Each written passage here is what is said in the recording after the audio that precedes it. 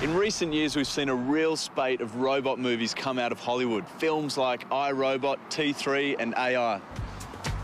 Now, they're just fantasy, but a few miles from here at the UCLA Medical Center, they're trialling a very real and very practical robot that just might change the way you see your doctor. Meet RP6, the first robot in the world doing the rounds of an intensive care unit. So hi, Tim. How you doing today? Pretty good. Good. Great. I've got a couple of quick tests for you. Yesterday, Timothy Copeland had brain surgery. I want to see you hold both your hands in front of you, just like this. Today, neurosurgeon Neil Martin can check on Timothy's recovery, even though he's 30 kilometres away. It looks like you're doing great as far as I'm concerned. From anywhere in the world with the high-speed internet connection, Dr. Martin can drive the robot through the wards by remote control and see, hear and talk to his patients. Hi. Good morning. Good morning. In this day and age, we all want to be in two places at once, and now I really can do that. I'm just going to zoom in a little bit and take a look at your incision here. Right, okay. That's looking good. Looks like it's healing well. How important is it for you to be with the patients in this way? Well, you know, we found that if you can respond to a crisis or a critical page immediately, within 5 minutes or less, we can abort problems, serious problems, before they develop into a real disaster. Dr. Martin has all the patient's data on his computer screen. It gives him more information at a mouse click than a nurse could tell him in a phone call. What we're seeing is all the patient data. So we have the text reports, we have all the laboratory results, we even have all the patient's x-rays available for review. RP6 is very easy to manoeuvre. Instead of wheels, it has 3 roller balls.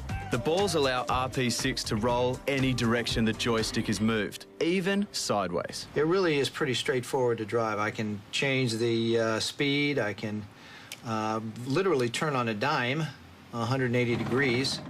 And all this is extremely useful in maneuvering around the ICU, which is a very crowded environment. 29 infrared sensors around the robot's base warn the driver when a wall or object is too close. You'll see that the base of the robot can sense as I get closer to the wall. So now I'm getting close to the wall, I'm seeing these yellow caution signals.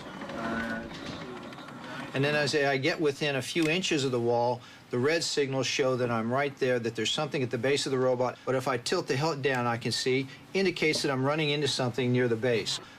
All the beds are filled. We actually have 2 empty with admissions coming in. This remarkable robotic physician was the result of teamwork between doctors here at UCLA and the company In Touch Health. The RP6 was designed by Dr. Yulin Wang from In Touch Health. Dr. Wang can't be here in person to explain it, but thanks to my mate here, that's not a problem.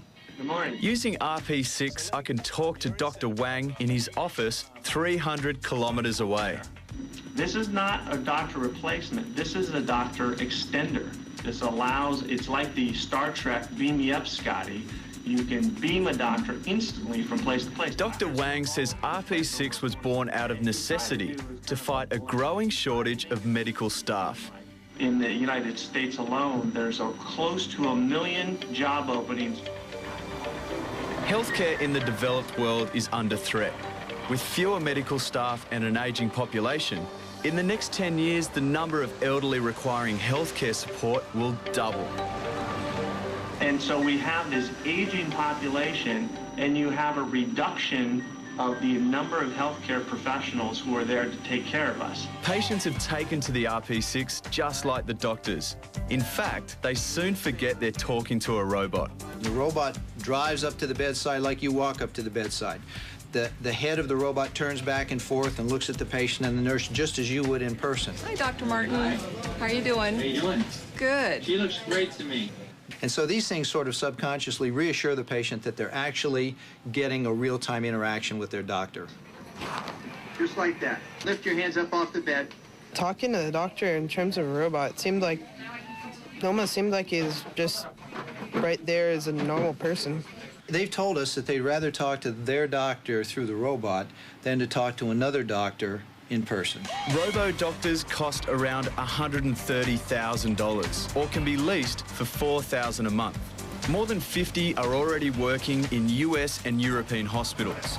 The next step is to get them out of the wards and into unconventional health arenas. In military situations where there may be an advanced field hospital that doesn't have neurosurgeons and cardiac surgeons on site, where these kind of specialists can interact with the battle casualties right on the spot. In the future, International Space Station, the mission to Mars, I don't know, but I think that this kind of ability to act and render care and make decisions at a remote location, I think, has a tremendous utility in the future.